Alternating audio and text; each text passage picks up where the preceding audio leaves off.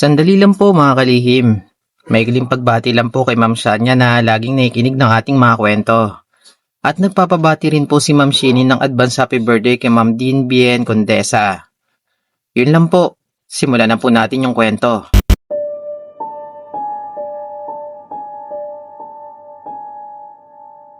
Hindi ko makakalimutan yung bahay na pinasok namin habang nasiraan kami ng sasakyan. Hanggang ngayon, Sir Ren, iniisip ko pa rin kung may tao ba talaga doon o may naiwan lang. Magandang gabi po sa inyo. Tawagin niyo na lang po ako sa pangalang Pam. Nag-outing kaming magkakaibigan sa probinsya ng kaibigan namin. Maayos naman po yung naging biyahe namin nung una. Nagkikwentuhan po kami, tawanan at normal lang naman po yun sa mga magkakaibigan. Hanggang sa bigla pong tumirik yung sasakyan namin sa gitna po ng kalsada. Napansin ko na wala masyadong bahay sa paligid. Puro puno lang po yung nakikita ko. Tapos kung may bahay man, magkakalayo po siya. Nagpaiwan po yung driver namin na si Erwin para ayusin yung sasakyan. Sabi niya po noon, nakakaya niya naman daw mag-isa. Bali kami po ng best friend ko na si May, nag-decide po na maglakad-lakad para maghanap ng pwedeng hingan ng tulong. Medyo malayo na rin po yung nalakad namin noon nung may nakita kaming bahay sa gilid. Bali luma na po siya at medyo nakatago sa puno. Wala rin po ko napansin na ilaw at mukha po siyang matagal nang walang nakatira. Sabi po ni May, "Be, try natin." Lumapit po kami at kumatok noon. Pero wala pong sumagot. Ilang beses pa kaming kumatok, Sir Ren. Pero wala talaga. Nagkatinginan lang po kami noon. Napansin namin na tahimik yung paligid at wala po kaming naririnig na ingay. Hindi ko po alam kung bakit. Pero tinulak po ni May yung pinto. Yung bahay, hindi po siya nakalak. Pumasok po kami. Pagpasok pa lang namin, ramdam mo na po agad yung lamig sa loob ng bahay. Hindi po yun dahil sa hangin. Iba po yung pakiramdam nun. Parang ang bigat po ng oras sa loob ng bahay. Madilim po sa loob, pero may konti pong liwanag na pumapasok galing sa bintana. Sa loob po nun, may nakita po kaming lumang mesa, upuan, at kung anong-anong gamit na hindi ko agad magets kung para saan. Habang naglalakad kami sa loob, may napansin po kung parang bote na may laman. Yung iba, may mga dahon. Yung iba, parang may kung anong halo. Sabi ko po noon, ang weird naman. Lumapit po si May sa isang mesa. May mga nakalatag doon na gamit.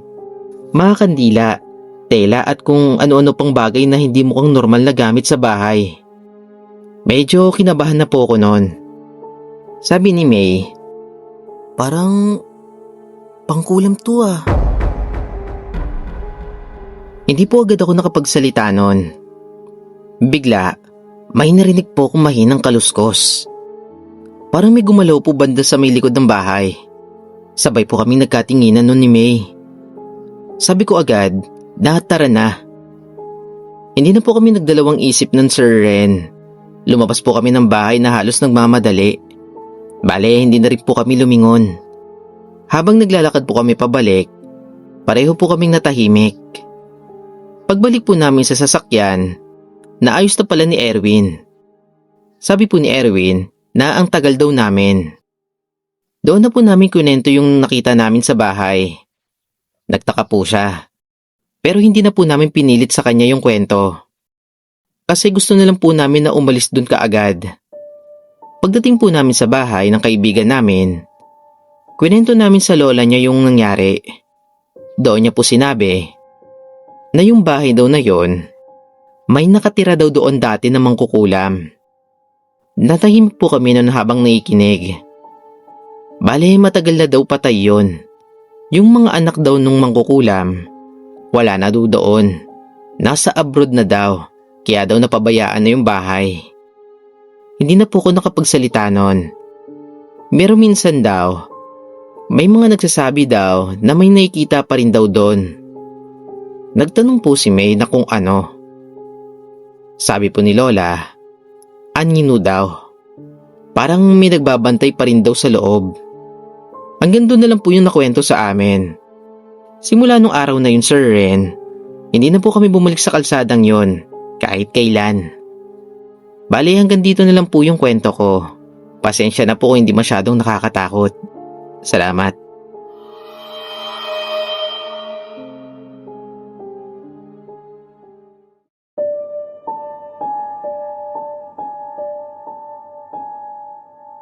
Matagal na po ako nakikinig sa inyo. Bale, itago nyo na lang po ako sa pangalang Don. Kakauwi lang ng kapatid ko galing sa Maynila nung inalok niya ako ng trabaho. Sabi niya po noon, may kakilala daw siyang naghahanap ng bantay sa isang lumang bahay. Hindi naman daw kailangan na mabigat yung trabaho. Basta magbabantay lang daw talaga. Sisilip kung may papasok at siguraduhin na walang nangingialam sa loob. Kailangan ko rin po kasi ng pera noon. Malapit na po kasi mag-enroll yung anak ko. Kahit hindi po kalakihan yung sweldo, tinanggap ko na. Pagdating ko po sa lugar, medyo looban po yung bahay. Malaki po siya pero halatang matagal nang walang nakatira. May sarili po akong maliit na tulugan sa gilid, mga ilang hakbang po mula sa main house. Bago po umalis yung may-ari, may mga paalala po siya. Sabi niya po sa akin, huwag ko na lang daw masyadong galawin yung loob. Kung may marinig man daw ako, normal lang daw yun kasi luma na daw yung bahay. Bale, hindi na po ako nagtanong nun. Unang gabi ko po doon, wala naman po ako naramdaman na kakaiba. Tahimik po yung bahay at sanay naman po ako sa probinsya kaya hindi po ako natakot. Pero sa pangalawang gabi, doon na po ako may naramdaman na kakaiba. Bandang 12:00 nun, Sir Ren, may narinig po kung parang nahulog sa loob ng bahay. Hindi po malakas, pero sapat para marinig ko po sa labas. Lumapit po ako sa bintana, sumilip po ako sa loob nun. Madilim po siya at wala po akong makita. Akala ko, daga o pusa lang. Kaya kinabukasan, tsinek ko po yung loob. Wala naman pong bakas na kung anong nahulog doon.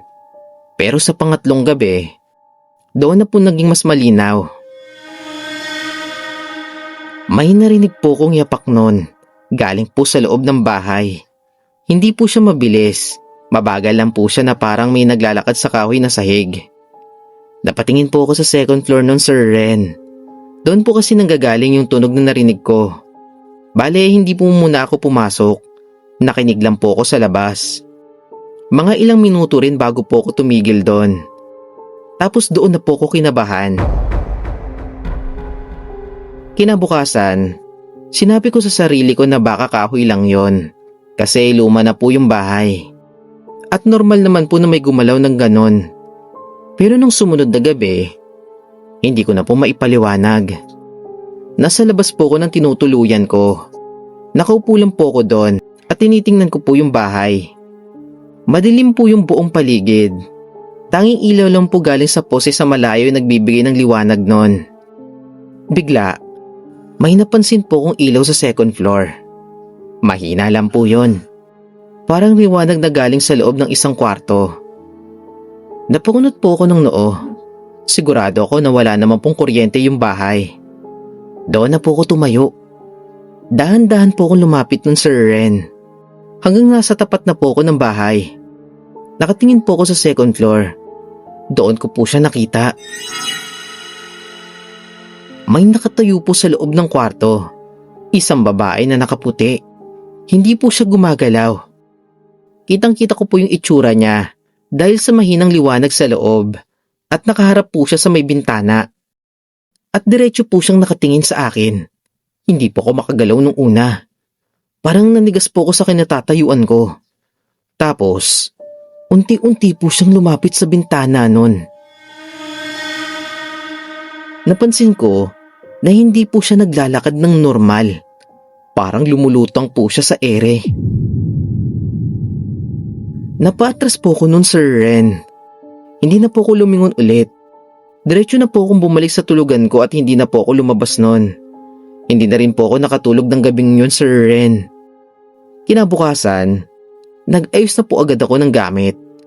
Pagdating po ng may-ari, sinabi ko na hindi ko na kayang ituloy yung pagbabantay. Hindi ko na po sinabi sa kanya kung bakit. Sinabi ko na lang po noon na may problema ako sa bahay. Hindi ko na rin po binanggit yung nakita ko.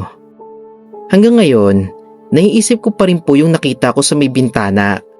Yung paraan po ng paglapit niya sa may bintana noon. At kung gaano siya katagal na nakatingin sa akin bago umalis.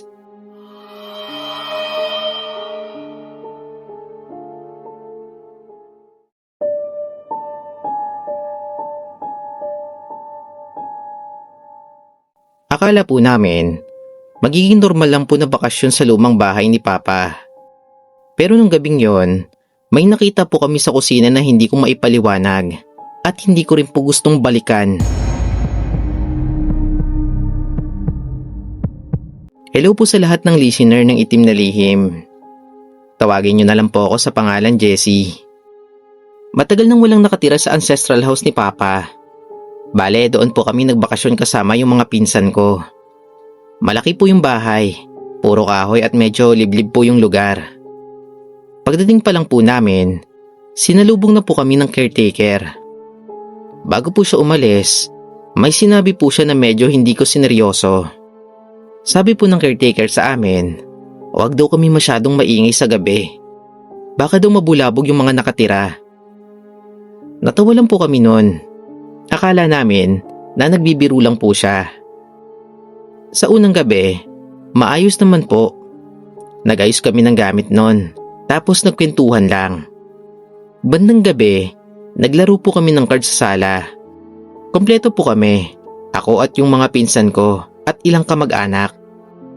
Wala naman pong nangyaring kakaiba. Tahimik po yung paligid. Minsan may maririnig kang hangin o langit-ngit ng kahoy. Na normal lang po sa lumang bahay. Inamot po kami ng madaling araw sa paglalaro. At doon po nagsimula. Habang nasa gitna kami ng laro, may narinig kaming yapak sa taas. Mabagal po yun. Parang naglalakad po sa second floor. Napatingin po kami sa kisame. Tanong po ng pinsan ko na kung may tao ba sa taas.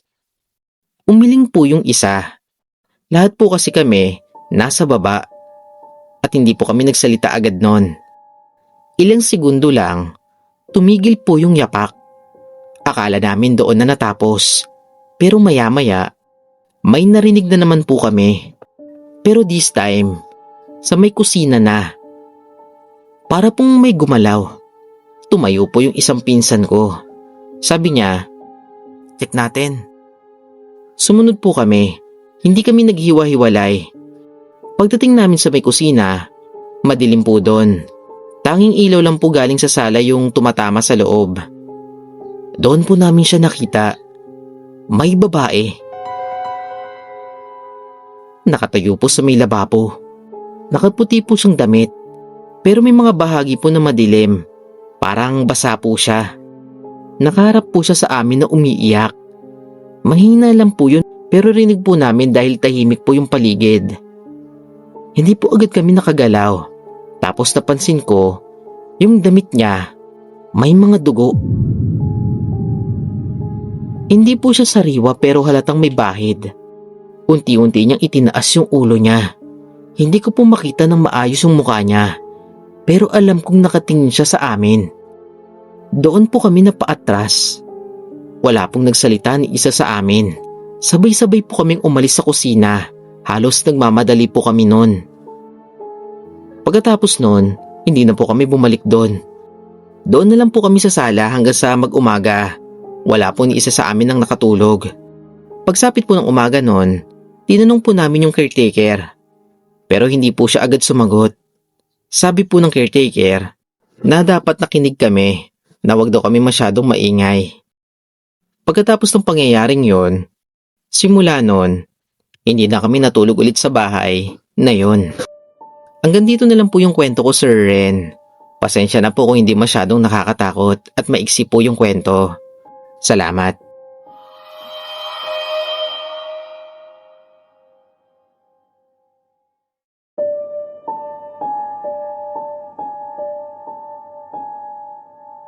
Isang mapagpalang araw po sa inyo at sa lahat po ng listener ng Itim na Lihim. Nais ko lang po sana magbahagi ng kwento. Itago niyo na lang po ako sa pangalang Tin. Hindi na talaga napuntahan yung lumang bahay ni Mama mula nang mamatay si Lola. Nasa probinsya pa yon, medyo looban. Tahimik at halos wala ng kapitbahay na malapit. Isang araw, sinabi ni Mama na silipin daw namin kung maayos pa yung bahay. Balak na rin kasi niyang ibenta yon. Bali sumama po sa akin yung kapatid ko na si Marvin.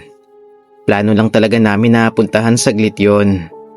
Pero inabot kami ng gabi, kaya napagdesisyonan naming matulog na lang po doon. Pagdating pa lang namin, halata nang matagal nang walang tao doon.